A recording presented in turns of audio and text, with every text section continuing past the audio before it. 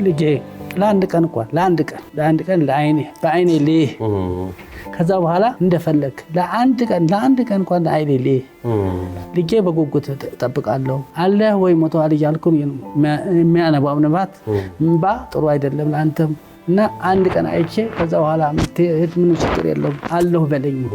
ባለ ታሪኮቻችን እናትና አባት ናቸው። ልጃቸው ሊፈልጉ ነው የመጡት። ከቤት አባት እንደሚገርፍ ይገርፈው ነበር።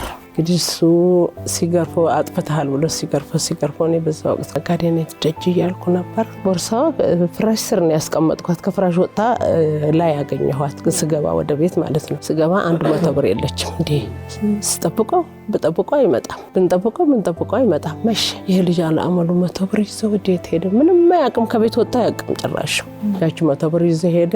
አዲስ አበባ ነው መሰለኝ ያሳፈረው። ከአዲስ አበባ አንድ ሰውዬ በመኪና ይዘልን መጣ። አዲስ አበባ እንትን ሳሪስ ነው ያገኘሁት ብሎ በ15 ቀኑ ነው 10 ቀን ይሆናል። አዎ ይዘልን መጣ። ለምን ይሄ ልጅ ለምን እናንተ ስለምትገርፉታላችሁ እየቀረፉኝ ነው ብለዋል። እኔ ላስተምረው ነበር ግን ወላጅ እያለ ብዬ ነው ይዤላችሁ የመጣሁ አለን። እሺ ብለን ተቀበልን። ከዛ ውጭ በቃ ወደ ውጭ ብቻ ነው ልቡ። ምንም ቤት ውስጥ ሊቀመጥም አልቻለም። ወደ ውጭ ነው በቃ ልቡ።